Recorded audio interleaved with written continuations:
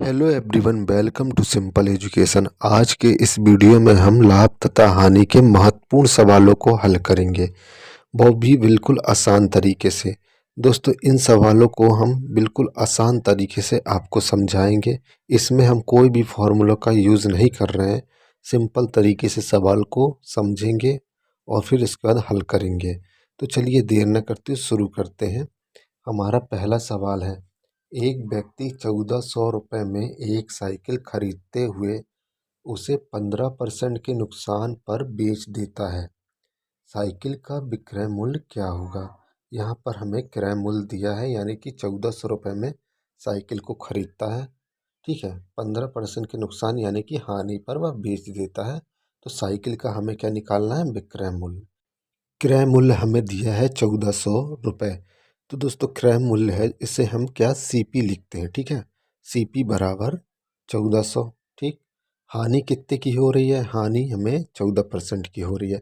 तो जैसे कि कोई भी वस्तु 100% होगी, ठीक है, उसमें से अगर हमें हानि बोल दिया गया है इतनी हानि है, तो हम क्या करेंगे? 100 में से उसको घटा देंगे। तो हमारी हानि कितनी निकल के आएगी? अगर हम 100 में 15 घटाते हैं तो 85%। ठीक है, 15% का हानि हुई है, 85% बचा हुआ हिस्सा है। ठीक है, तो 1400 गुणा 85 हम करेंगे, और नीचे परसेंट जब भी हम हटाएंगे, यानी 85% हो गया था, परसेंट को हटाएंगे तो उसके बटे में 100 आता है। ठीक है, अब 1400 का हम 85% निकालेंगे। अब यहाँ पर देखिए, दो जीरो से दो जीरो काट देते हैं तो क्या बच जाएगा? 14 गुणा 85। ठीक, ऊपर जो हमने 100 माइनस 15 लिखा है बराबर 85 आया। ये तो आपको समझ में आ गया कि हानि हानि बोला था तो 14 को हमने 100 से घटा दिया। वहीं लाभ बोलते तो 14 को 100 में से जोड़ देते तो 114% हो जाता। ठीक, अब यहाँ पर हम 85 का गुणा 14 में करते हैं। 5 चौको 20, ठीक है, 8 चौको 32, और 32 और 2 हो जाएगा 34। ठीक है, यहाँ 34 है, इसको कर देंगे 0 9, 1190 आया। ठीक, कौन सा है? सी वाला हमारा ऑप्शन है। ठीक है, यहाँ पर निकल के आ गया, यानी कि विक्रय मूल्य 1190 होगा। ठीक है, उस साइकिल का। तो हानि हुई थी 15% की, तो 100 में से हमने 15 को घटाया तो 85% का अब हमें निकालना था। तो 1400 का 85% हमने निकाला तो 1190 हमारा सेलिंग प्राइस यानी कि विक्रय मूल्य निकल कर आ गया। यहाँ तक क्लियर है? अगर कोई भी डाउट इस सवाल में होता है तो कमेंट करके आप पूछ सकते हैं। नेक्स्ट क्वेश्चन देखते हैं। किसी वस्तु का मूल्य 350 रुपये है। यदि सेल्समैन इसे 14% के लाभ पर बेचे तो वस्तु का विक्रय मूल्य क्या होगा? ऑप्शन दिया हुआ है। ठीक है, इसमें क्या बोल रहा है? वहाँ पर हमें हानि बतानी हो रही थी, यहाँ पर हमें लाभ हो रहा है। तो लाभ कितना है? 14%। तो हमारा क्रय मूल्य कितना दिया हुआ है? 350। लाभ हो रहा है हमें 14% का, तो यानी कि क्या हो जाएगा? 100 में हम 14 को जोड़ देंगे तो 114% बन जाएगा। साइड में हम लिख देते हैं 100 प्लस 14, यानी कि कोई भी वस्तु अपने आप में 100 होती है। ठीक, ये मान के चलते हैं, उसमें लाभ जितना होगा उसको ऐड कर देते हैं, हानि होती तो घटा देते हैं। तो एसपी हमें बताना है, यानी कि विक्रय मूल्य बताना है। तो क्या हो जाएगा? 350 का 114% अब हम निकालेंगे तो 114 वैसे ही रहेगा। परसेंटेज हटाते हैं तो बटे में 100 आता है। एक जीरो से एक जीरो कैंसिल, 5 सत्ते 35, दो 5 दूनी 10। अब 2 से इसको काट देंगे तो 2 पंजे 10, और एक आ जाएगा 2 सत्ते 14, यानी कि 57 गुणा 7। अब 57 में 7 का गुणा करते हैं तो 9 7 30, 7 7 49 हो जाएगा। ठीक, और यह आ जाएगा 7 पंजा 35 और 5 39, यानी 399 आ गया। तो हमारा ए वाला ऑप्शन है सही हो गया, यानी विक्रय मूल्य 399 आया। यहाँ तक क्लियर है? चलिए एक बार और समझते हैं। हमें क्रय मूल्य दिया था, लाभ हमें 14% का है तो बन गया 114%। अब हम 350 का 114% निकालेंगे तो हमारा विक्रय मूल्य आसानी से निकल कर आ गया। ठीक है, नेक्स्ट क्वेश्चन देखते हैं। किसी वस्तु को 10,000 में खरीद कर 15,000 में बेचा गया लाभ का प्रतिशत बताना है, लाभ प्रतिशत बताना है।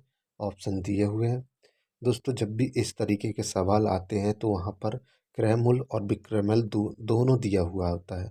तो क्या करते हैं, विक्रय मूल्य से क्रय मूल्य को घटाएंगे तो लाभ हो रहा है तो लाभ हो जाएगा, अगर हानि होती है तो हानि आके निकल के सामने आ जाएगी। यहाँ पर 15,000 में अगर हम 10,000 को घटाते हैं तो हमें क्या पता चलता है कि 5,000 का लाभ हो रहा है। ठीक है, अब इसका लाभ का प्रतिशत हमें निकालना है। ठीक, लाभ 5,000 का हुआ तो सबसे पहले हम क्या करेंगे, लाभ प्रतिशत निकालते हैं। बराबर होता है, लाभ कितने का हुआ, 5,000 का। ठीक, अब हम हमारा जो क्रय मूल्य है, क्रय मूल्य कितना दिया है, 10,000 है। ठीक है, तो जब भी हमने कुछ भी निकालते हैं तो हम क्रय मूल्य पर ही निकालते हैं। अगर हमें लाभ निकालना है, हानि निकालना है, तो कुछ भी निकालना है तो हम इसको क्रय मूल्य पर ही निकालते हैं। तो 5,000 का लाभ बटे 10,000 गुणा 100। तो 3 जीरो से 3 जीरो कैंसिल, 5 एकम 5, 5 दूनी 10। 2 से इसको काट देते हैं, 2 पंजे 10, यानी कि 50, यानी लाभ परसेंट 50% का है। ठीक है, लाभ प्रतिशत आया हमारा 50%। तो डी वाला हमारा ऑप्शन सही हो जाएगा। यहाँ तक क्लियर है। ठीक है, अब हम नेक्स्ट क्वेश्चन जो देखेंगे दोस्तों वह भी इम्पोर्टेंट है। और अभी हमने ये सभी सवाल इम्पोर्टेंट सवाल है, तो आप इसको अपनी कॉपी में नोट करके रख लीजिएगा। चलिए नेक्स्ट क्वेश्चन देखते। किसी वस्तु का क्रय मूल्य 4,000 है, इसे किस रुपए में बेचा जाए ताकि 25% का लाभ हो।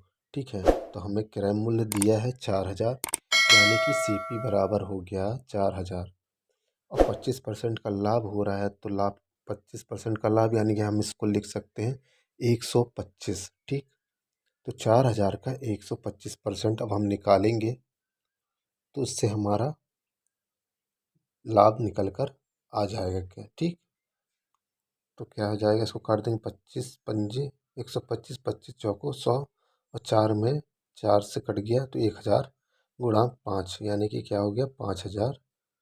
ठीक है, 5,000 इसका विक्रय मूल्य हो जाएगा, यानी 5,000 में हम इसे बेचेंगे तब जाके हमें 25% का लाभ होता है।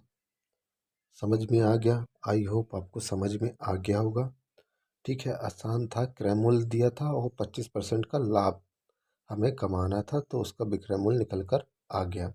अब हम नेक्स्ट क्वेश्चन देखते हैं। यदि 15 वस्तुओं को क्रय मूल्य 12 वस्तुओं के मूल्य के बराबर है तो लाभ का प्रतिशत ज्ञात कीजिए। यानी कि कोई 15 वस्तु है और 12 वस्तुओं के मूल्य के बराबर है उसका लाभ। ठीक है, तो 15 में से हम 12 को घटाएंगे तो 3 का लाभ हो रहा है। यहाँ पर दोनों दिया है, क्रय मूल्य और विक्रय मूल्य मान के चलते हैं। अब हमें लाभ का प्रतिशत निकालना है, तो लाभ का प्रतिशत कैसे, 3 निकला। ठीक, क्रय मूल्य कितना दिया है 15 गुणा 100। अब इसको काटते हैं तो 3 एकम 3, 3 पाँचे 15, 5 से इसको काट दो, 5 दूनी 10, यानी कि 20। तो लाभ प्रतिशत कितना निकल के आया, 20। यह इसका आंसर हो गया। यहाँ तक समझ में आ गया। चलिए, आई होप आपको इन सवालों में अब कोई दिक्कत नहीं होगी। इसके बाद भी हम और इस टाइप के सवाल को कराएंगे। अब थोड़ा थोड़ा लेवल बढ़ेगा तो नेक्स्ट जो सवाल होंगे थोड़ा कठिन भी होंगे, तो उनको करा देंगे। ठीक है, तो वीडियो पसंद आता है तो चैनल को ज़रूर लाइक कर दीजिएगा, सब्सक्राइब कर दीजिएगा और बेल आइकन को दबाना ना भूलिएगा।